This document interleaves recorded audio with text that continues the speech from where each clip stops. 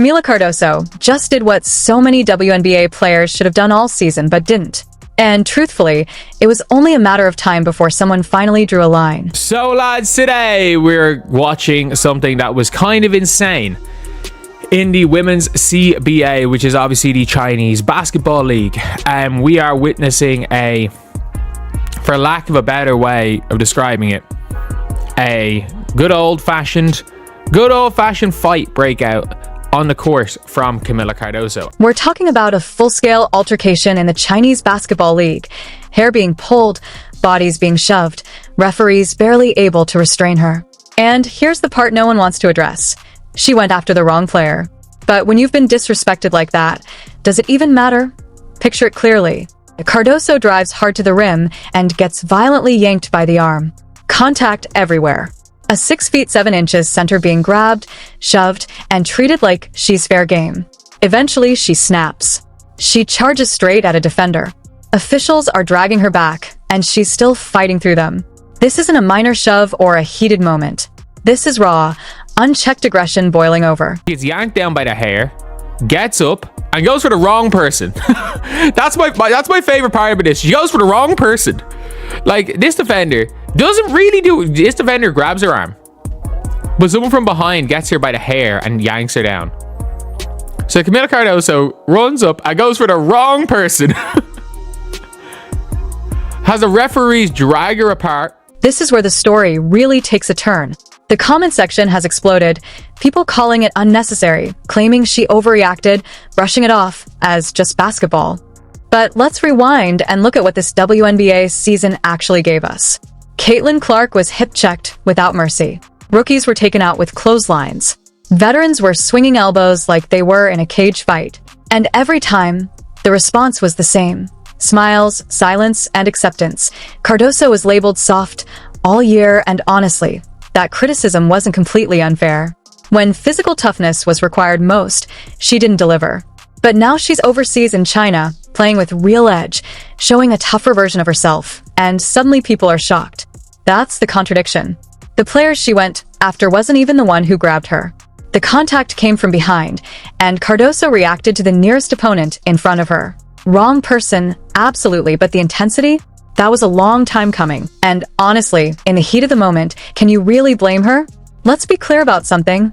Altercations like this don't injure players. What actually causes injuries are the reckless plays that go uncalled. Defenders diving into knees. Players getting undercut on layups. That's the kind of contact that shortens careers. A brief shoving match? That's just competitive fire boiling over. People love dragging out that game against Aaliyah Boston like it's some sort of gotcha moment. But where was that same energy for Boston? Here's the uncomfortable truth. Cardoso has played well against her. In their first matchup this season, she put up 27 points and 9 rebounds in just 24 minutes. Boston had no real answer. The idea that Cardoso disappears against elite competition is selective memory, not reality. Now zoom out. What does this incident actually represent? It shows a player who's done being pushed around. It shows Cardoso building a tougher reputation overseas.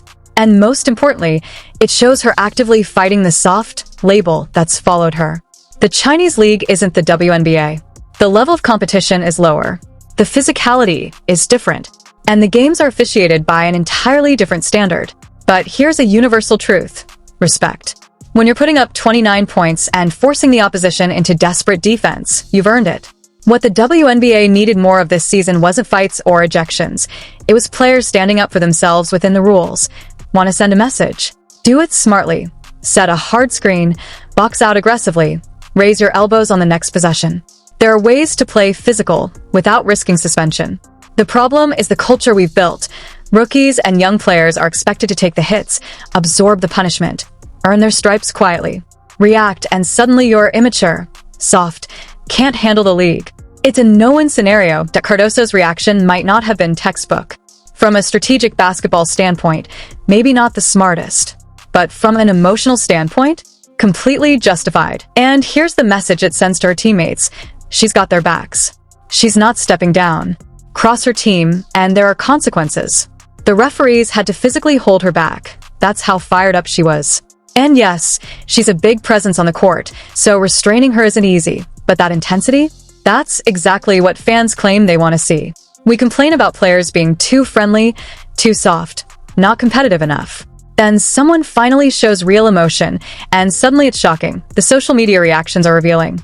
Half the comments applaud her for standing up for herself. The other half call it embarrassing. And what does that tell us? This struck a nerve. Deep down, everyone knows that physical play in women's basketball has spiraled out of control this season. Next Voice 7. The comparison to JCS Sheldon's plays is valid. Diving into someone's knees? That's genuinely dangerous. It can tear ligaments and seasons, but it doesn't grab headlines like a shoving match. We get outraged at the wrong things. Here's the reality check. Cardoso going to China and dominating shouldn't be shocking. Her team won a championship last year. She's been productive, yes, but the level of competition is lower, so the stats need context. The EuroLeague hasn't been much stronger either. Prague won last year, but this season has been inconsistent. Bree Jones hasn't looked like herself, and KK didn't have the impact expected, despite strong support from teammates. None of that takes away from what Cardoso is doing. She's going overseas, improving her game, and showing a new side of herself. And yes, she's showing she won't be pushed around, a key part of her growth. The bigger question? What happens when she returns to the WNBA? Will she carry this edge with her? Play more physically, or revert to the passive player we saw last season? That's the real test. Anyone can dominate against weaker competition. The real question is whether this overseas experience will stick. If Cardoso returns next season and plays soft again, you're gonna feel it. all of this means nothing. But if she brings this aggression, the refusal to be disrespected, the willingness to stand her ground, that changes everything. That's the difference between a role player and a legitimate force in the league. The Chicago Sky need her to be that player. She was drafted high for a reason. They need interior presence, someone who can match up physically with the league's best centers. They need a player who won't back down when things get chippy. Here's a truth if you want to admit. Basketball is better with an edge. It's better when players have real intensity, when there are consequences for cheap shots. We don't need fights every game, but we do need players unafraid to stand their ground. The WNBA has, in some ways, grown softer while simultaneously becoming more physical, and that tension is exactly what makes the league compelling. Players are hitting harder than ever, yet fewer standing up for themselves or their teammates. It's a strange dynamic. Everyone is trying to inflict damage, but no one wants to confront it directly. Cardoso's reaction may have been extreme. She might have targeted the wrong player. She might face a suspension or a fine. But here's what else she did. She sent a clear message. Don't test me. Don't assume I'm soft. Don't expect me to just take it. And that message matters more than most realize. The next time she's in that situation, the opposition will think twice. They'll remember she's willing to stand her ground, and they'll know where the line is. The most striking part? At first, she genuinely looks confused, spinning around to figure out who grabbed her, picks a target, and then charges. It's raw, emotional, and unapologetically real. It's almost funny if it weren't so intense, but that's real emotion. That's a player who's fed up and reacting instinctively. People saying, bring this energy to the WNBA. Don't get it. In the States, she'd be suspended immediately, fined heavily, and face intense media scrutiny. In China, the environment and consequences are different. That doesn't make it right or wrong. It just makes it different. The key message still stands. Cardoso needs to bring more edge back home. Not fighting recklessly, but playing physically aggressive. Stand your ground. Make your presence felt on every possession. Be the player opponents dread facing.